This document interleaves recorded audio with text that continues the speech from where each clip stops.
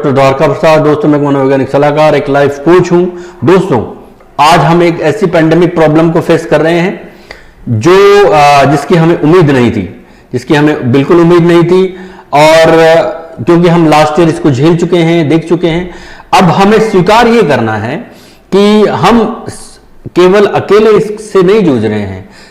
न केवल हमारा देश बल्कि समूचा विश्व इससे जूझ रहा है, इससे जंग लड़ रहा है। विकसित देशों के लोग इससे जंग लड़ रहे हैं। तो हमें इसको स्वीकार कर लेना चाहिए कि हमें इसे एक स्टूडेंट के तौर पे लेना चाहिए। एक स्टूडेंट जैसे एग्जाम की तैयारी करता है और उसकी तैयारी करने में, उसको पास करने के लिए उसको क्या क्या तरीके अपनाता है, वो तरीके हमें इसमें अपनाने पड़ेंगे या एक स्टूडेंट के तरीके से इसको लेना पड़ेगा। तो हमें ये देखना होगा कि हम इस जंग को कैसे पास करें, इस जंग को कैसे जीतें। तो उसको जीतने के लिए, उसको पास करने के लिए जो तरीके हैं वो हमें अपनाने पड़ेंगे। वो रूल हमें अपने जीवनचर्या में या दिनचर्या में डालने पड़ेंगे ताकि हम इस जंग को जीत लें, इस जंग को पास कर लें।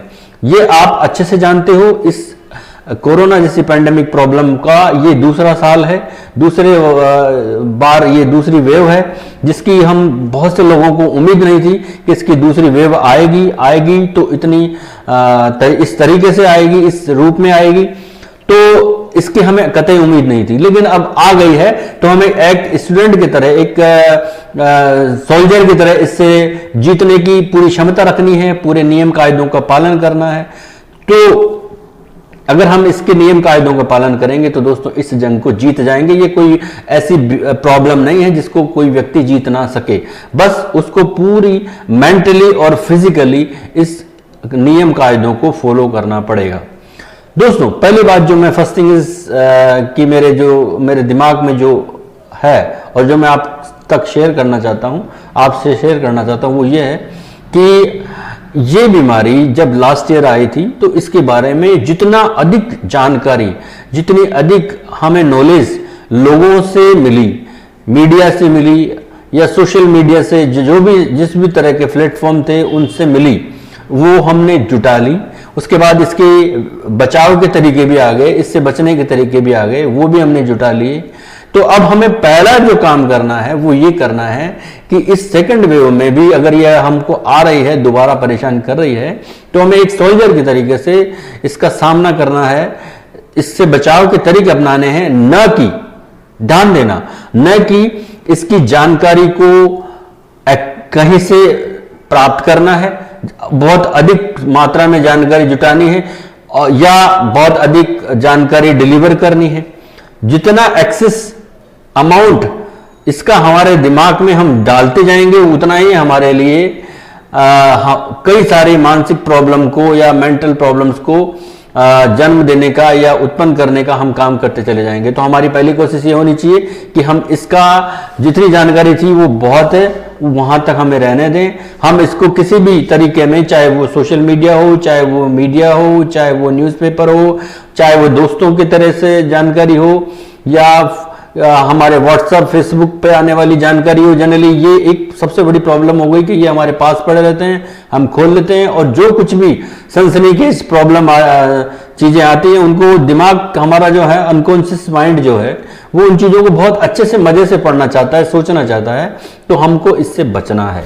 फर्स्ट थिंग कि हम ऐसी चीजों को ना तो अब ज्यादा जानकारी को न तो ज्यादा प्राप्त करें, न ज्यादा डिलीवर करें।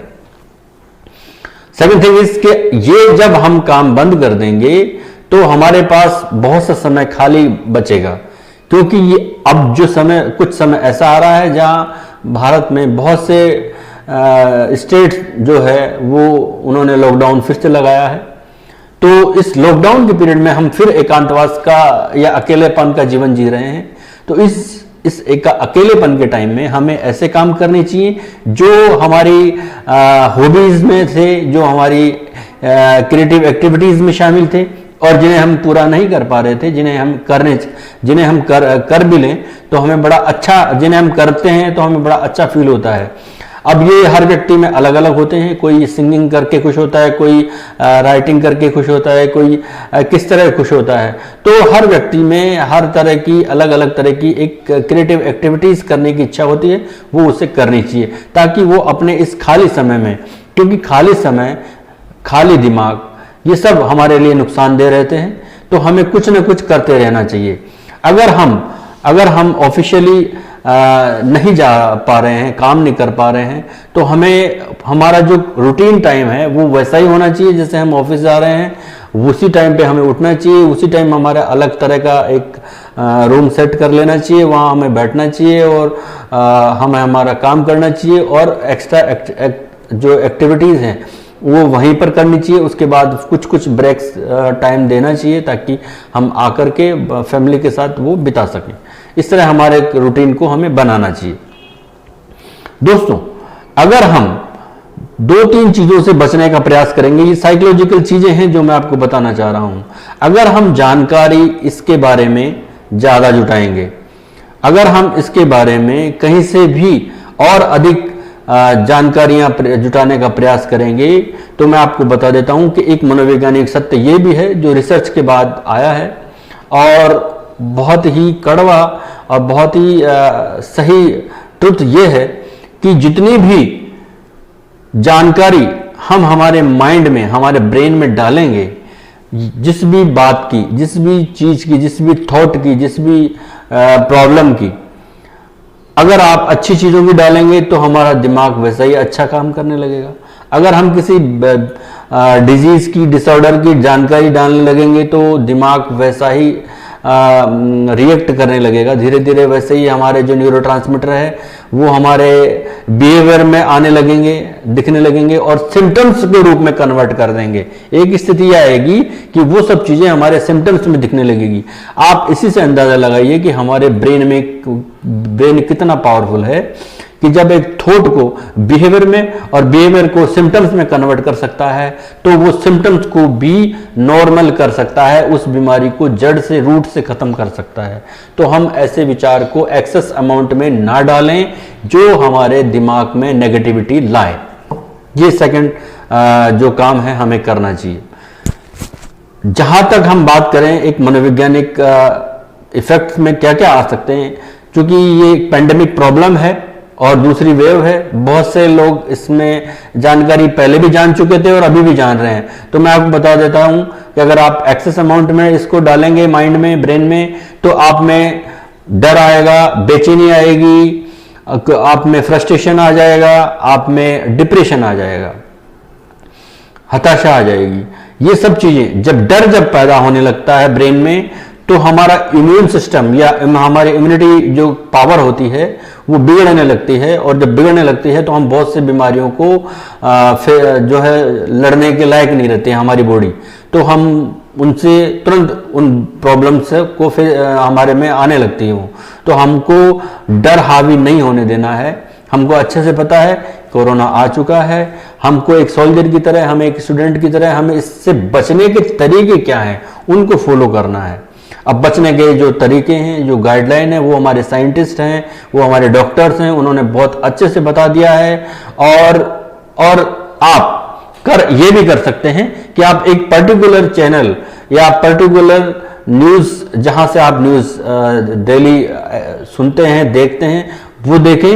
आप ये नहीं है कि टीवी के सामने बैठ गए और रिमोट आपके हाथ में है, चैनल आप बदलते जा रहे हैं, इधर से उधर, उधर से उधर, आप नेगेटिविटी लगातार आप ब्रेन में ठूसेंगे तो स्थिति ये हो जाएगी कि आप में हताशा आएगी, बेचैनी आएगी, डर होगा और आप डिप्रेशन के शिकार भी हो सकते हैं।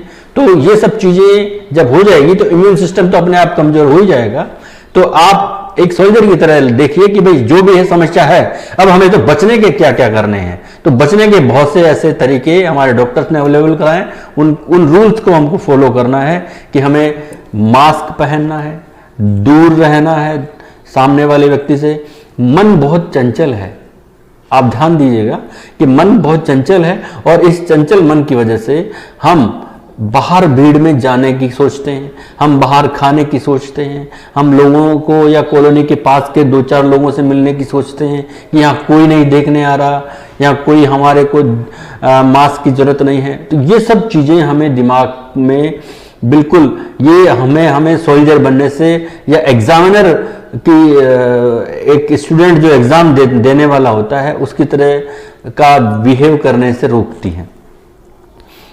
अगर हमको सही ढंग से बिहेव करना है तो ये चीज़ें हटा देनी है। हमें ये ध्यान रखना है कि हमें कुछ दिनों के लिए, जो बहुत ही थोड़ा समय है, उसके बाद तो धीरे धीरे सब स्थिति वापस पुनः नॉर्मल हो जाएगी। तो उस थोड़े समय के लिए हमें डिस्टेंस मेंटेन रखनी है, हमें मास्क प्रॉपर यूज करना है, हर हाल में यूज करना है। कोई देखे या न देखे इससे कोई फर्क नहीं पड़ रहा है, हमें तो मास्क पहनना है तो पहनना है। हमें वैक्सीनेशन की प्रक्रिया चल रही है तो वैक्सीनेशन करवा लेना चाहिए, क्योंकि ये भी एक जो एग्ज़ाम एक स्टूडेंट की तरह से हम देने जा रहे हैं, तो उस प्रक्रिया में, उस बचाव के तरीकों में सबसे प्रमुखता का एक तरीका है कि हमें ये वैक्सीनेशन भी करवाना चाहिए, हमें मास्क भी लगाना चाहिए, हमें डिस्टेंस भी रखना चाहिए। हमें बाहर आज शादियां हो रही हैं, लोगों में कोई परवाह नहीं है, लोग वापस शादियों में जा रहे हैं, खाने में बस उनको अपने ये है कि भाई हमें तो आज शादी अटेंड करनी है। तो ये अपने आप के साथ एक आप सही स्टूडेंट की तरह बिहेव नहीं कर रहे हैं। इस पेंडेमिक प्रॉब्लम में जो ये एग्जाम है उसमें सही स्टूडेंट की तरह रोल प्ले नहीं कर रहे हैं। अब जब रोल प्ले नहीं कर रहे हैं तो फिर ये आप मान के चलिए कि आप प्रॉब्लम आप तक पहुंचेगी और आपको पता ही नहीं चलेगा। तो आप इन सब चीजों को फिलहाल अवॉइड करिए, इनसे बचिए, और इन जो डर है, हताशा है, बेचैनी है, अवसाद है यानी कि डिप्रेशन है, इन सब में जाने से बचिए, अपने आप को रोकिए, अपने परिवार के सदस्यों के साथ घुल मिल के रहिए, कुछ समय उनको दीजिए, उनको बच्चों को साथ खेलें, जो घर का जितना भी स्पेस है उसमें खेलें, उन्हें पढ़ाने का प्रयास करें, और अपने आप को एंगर में ना लाएं, क्योंकि एंजाइटी की वजह से आप में ये सब चीज़ें जो साइकोलॉजिकल डिसऑर्डर्स हैं वो आ सकते हैं। बहुत नेचुरल बात है, इसको भी एक्सेप्ट कर लेना चाहिए कि कुछ स्थिति ऐसी भी आ सकती है कि आदमी को एंजाइटी भी हो सकती है, वो काम की हो सकती है, व्यवसाय की हो सकती है, तनाव की किसी भी स्थिति में तनाव आ सकता है कि भाई मेरा बाद में नौकरी का क्या होगा, मेरी बिजनेस का क्या होगा। तो ये सब चीजें आ सकती है, लेकिन हमें एक्सेप्ट अगर हम कर लेंगे, हम अगर स्वीकार कर लेंगे कि हम अकेले इससे नहीं जूझ रहे हैं, पूरा विश्व इससे जूझ रहा है, तो हम इस पेंडेमिक प्रॉब्लम को एक सोल्जर की तरह इसको जीत पाएंगे, जंग को जीत पाएंगे और इससे आराम से निजात पा लेंगे। ये एक स्थिति है, एक फेज है, और आप ये अच्छे से जानते हैं कोई भी फेज लंबा नहीं चलता है, कुछ समय के लिए आता है और उसके बाद हम वापस पुनः वैसी ही जिंदगी जीने लगते हैं। ये विश्वास, ये कॉन्फिडेंस मन में धारण कर लीजिए, विश्वास कर लीजिए, और बहुत आराम से आप इससे बचने के जो तरीके मैंने बताए हैं, जो आप डर, हताशा, चिंता, तनाव, इनको हावी ना होना देना है, परिवार के सदस्यों के साथ मिलकर रहना है, ज्यादा शादियां अटेंड नहीं करनी है। ज्यादा क्या, मैं तो मेरी अगर पर्टिकुलर व्यक्तिगत राय अगर मानेंगे एडवाइस, तो मैं तो कहूंगा कि आप घर से बाहर तब निकलो जब आपको बहुत ही अति आवश्यक हो, और आप तब निकलो जब आप पूरी बॉडी को उस तरह का एक सोल्जर की तरह तैयार करके निकलते हैं, वैसे निकलो कि भाई मास्क लगाना है, सैनिटाइजर रखना है, उस तरह आपको अपना लाइफ को कुछ समय के लिए रखना है। तो ये जंग हम जीत लेंगे दोस्तों। कोरोना कोई ऐसी महामारी नहीं है और पहली बार नहीं आई है, पहले भी हमारे इस तरह की कई महामारियां आई हैं और चली गई हैं। तो हमें एक सोल्जर की तरह इस जंग को जीतने के लिए जितने भी तैयारियां हैं वो करके रखनी है। जो तैयारियां नहीं करेगा वो डरेगा, और जो तैयारियां करके रखेगा वो बिल्कुल नहीं डरेगा। तो ये आप सोच के विचार करके रख लीजिए कि हमें तैयारी करके रखनी है, ये जंग जीतनी है और हर हाल में जीतनी है, और हम जीत के रहेंगे। और कॉन्फिडेंस रखिए, कोई दिक्कत नहीं है, एक फेज है, चला जाएगा। तो दोस्तों मेरा आज का वीडियो यहीं तक था। कोई भी जानकारी, कोई भी डर, बेचैनी, तनाव आपको अगर महसूस होता है तो आप मेरे कमेंट बॉक्स में आ सकते हैं, मुझसे शेयर कर सकते हैं और उससे संबंधित कोई जानकारी पा सकते हैं। एक मनोवैज्ञानिक सलाहकार होने के नाते मैं आप लोगों के अगर कुछ काम आ सका तो मैं अपना परम सौभाग्य समझूंगा। और मेरी कोशिश ये है कि आप किसी भी तरह की डर और तनाव, टेंशन में ना आए, बहुत आराम से अपने जीवन को जीने का प्रयास करें, घर के सदस्यों के साथ सौहार्दपूर्ण तरीके से जीने का प्रयास करें, और इस चीज को एक्सेप्ट कर लें।